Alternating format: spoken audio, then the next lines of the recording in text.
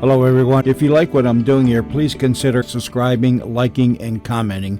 It would really help the channel out quite a bit. Thank you very much.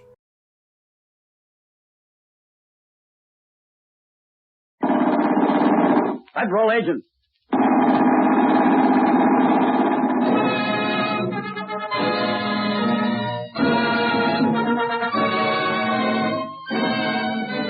Federal agents, backbone of today's crusade against crime. Scotland Yard, French Sûreté, American Bureau of Investigation, Royal Canadian Mounted Police. These men are joined in a modern crusade against crime.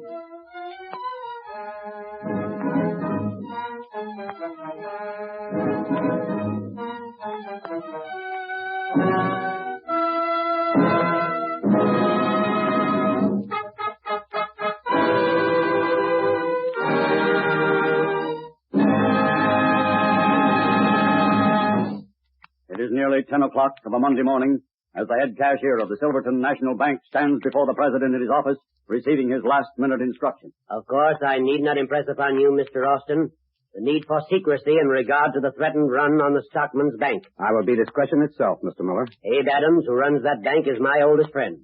Some enemy of his is attempting to get this rumor started. The money I'm sending over by you will tide him over until people come to their senses. But when they see that he's prepared to take care of them, they won't want to withdraw their money. Exactly. Now let us run over the details once more. Britain, the bank guard, in order not to attract attention, will drive ahead of you. And you... I don't wish to be too critical about your arrangements, Mr. Miller, but don't you think if you called up Chief of Police Long and asked him to assign a few plainclothesmen to guard... Listen, Mr. Austin, Chief of Police Long is an old woman. His tongue is always wagging. This effort to save my friend's bank must remain a secret. If it gets out, well, people might not like it. Oh, yes, you're right, of course, but Now, Mr. Austin, if you are afraid to drive your car containing $50,000, a matter of some half mile through the city streets, I suppose I can turn it over to the bank guard. Oh, no, sir, not at all. I'll go, sir.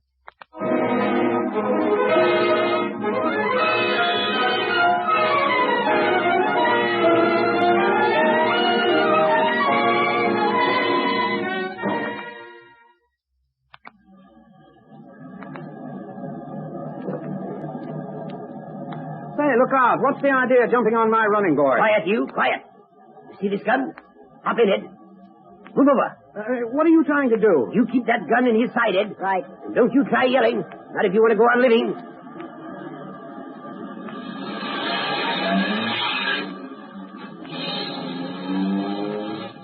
Ed, where's that bank guard? He just turned the corner at the Stockade Bank. He looked back, but he didn't see us. Which is his good luck. What are you going to do with me? Nothing. You behave yourself. My business is with that satchel full of money. Then this really is a hold-up? It took you a long time to guess it. But you won't hurt me? I'm not the kind who hurts anyone, unless I have to. Now I am going to leave you in that barn over there. You won't have to stay here long. Get that gag ready, Ed. It will be a little lonesome out there, but I'll see that your friends know where to find you when the time comes.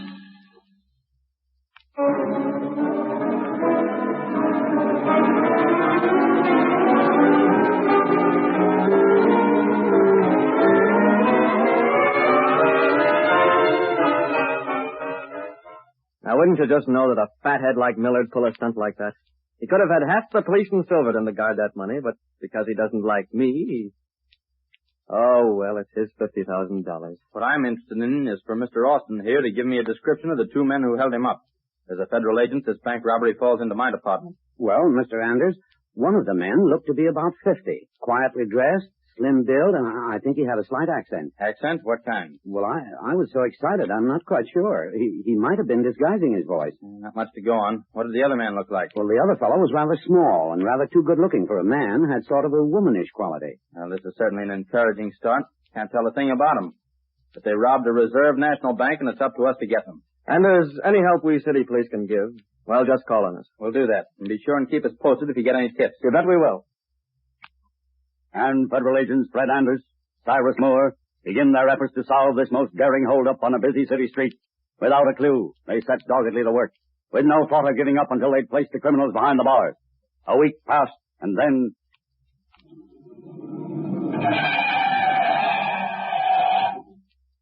This is the house upstairs. Hello, Chief. Came as quickly as we could. Thanks for your call. Hello, Anders. I decided to let you examine him on the spot before we locked him up. Right. This the man? What's your name? White, sir. Abel White. Well, Mr. White, how did you come into possession of that $20 bill? It was like this, sir. Two young fellows who rented a room. This one right here, sir. Not over an hour ago. They paid a month's rent in advance, put their bags in the room, and went out. Of course, you've gone through their things, Chief. Sure, not a thing. These two fellows that rented the room, did they say when they'd be back? Oh, no, sir. I heard one say, sir, something about going to the theater. And may I ask your name? She's my wife, sir. I see. Well, go back in your apartment and stay there. I'll watch you after a while. Thank you. Yes, sir. How'd you come to pick up the bill, Chief? A bright grocery clerk spotted the serial number when White came in to buy some things. He telephoned the station. Now, look, I'm going back to have a talk with this fellow White. Funny thing is, his face looks familiar. I've seen him somewhere. Come on, Mo. Okay. Harry, did we get away with it? Quiet. Oh, they're gone. We're safe for now. But who knows? What do we do now? We move to the other hideout. Don't bother to pack that theatrical stuff. We haven't any time to lose. Open up, White. This is Officer Anders. Something wrong. Cover me as I open the door. Yeah. Why, the door wasn't even locked. And the light's out. No, where's the light switch? Watch yourself. The place is empty. Oh, it's my fault. I should have kept an eye on them. They sure made a quick getaway. Things scattered all over, too. Hey, what's this? A wig. Theatrical grease paint. English newspapers. Sigh, I've got it. Now I know who that fella is. He's English Harry, one of the cleverest crooks from London. They told me all about him when I was over there on a case. This Harry used to be an actor, clever with makeup and wigs. He was made up as the old man who robbed the cashier. And his wife must have been dressed up in men's clothes. You remember that high-pitched voice? Sure. Come on. We've got our work cut out for us. Federal agents Anders and Moore realize the job they have before them, matching wits with one of the world's cleverest crooks. During the next 2 weeks, more and more of the $20 bills make their appearance. Then one night, near the entrance to the lobby of the city's most popular picture house, a large car is parked. Let's pass the job up for tonight, Harry. I'm a bit nervous. Oh, come now. You nervous? Besides, we have to wait another week to catch a ward in that theater. Well, don't forget you promised this to be our last haul. Then home to England. Righto, Nell. Our last haul. And then home. I hope that nothing slips up. It can't, Nell. I've laid my plans carefully. I know the inside of that theater like the palm of my hand. Where each of the help may be at a certain time. Just when the manager locks himself into his private office. It can't fail, I tell you. Look, you can see the girl from here passing back the last of the day's receipts to the manager. He's going up to his office. Right. Now for the last check. I tell the doorman I've forgotten my hat. Know right where I left it. Once inside, I slip up the stairs to the left. You stroll around the lobby. I'll be there to cover your back, just in case. Righto. Come on, old dear.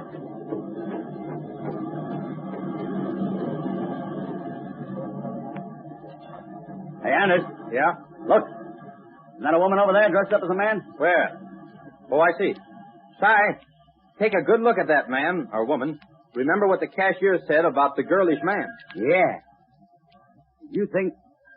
Anders, it could be... Can't tell yet, but keep an eye open. See who she meets. Hey, Anders. That old guy just came out of the theater. He signaled to her. Look, now they're hurrying. Yeah. They're heading for that big car. Police! Police! I knew it. They're our meat. They started their car. Stop, I'll shoot. Not a chance in this crowd. Yeah, but they've gotten away. Let's get in our car, quick.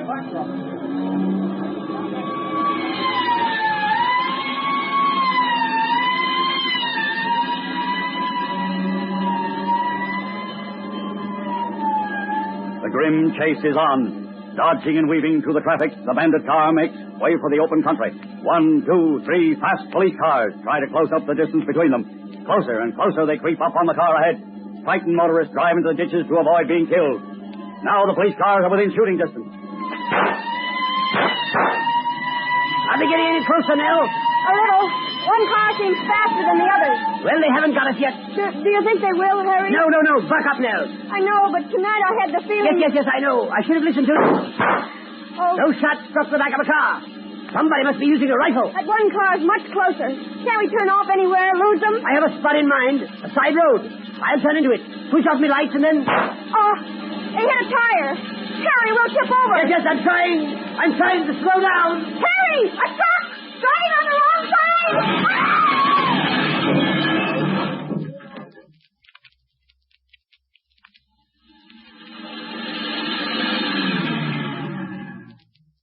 All right, be careful when you approach that car, boys. He may not be injured and will give us a battle. Right, Mr. Anders.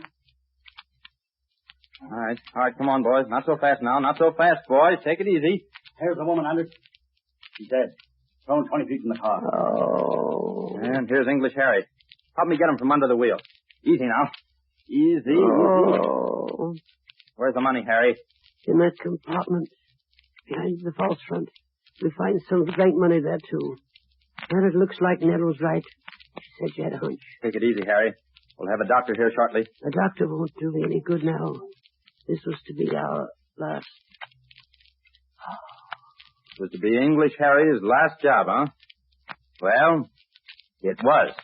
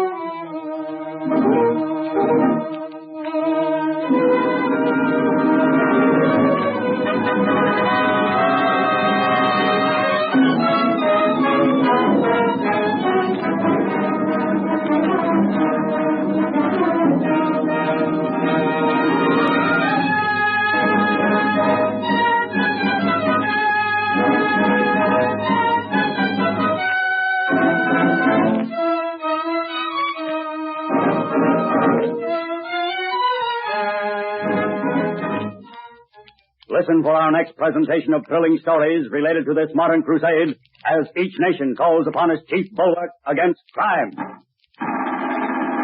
Federal agent.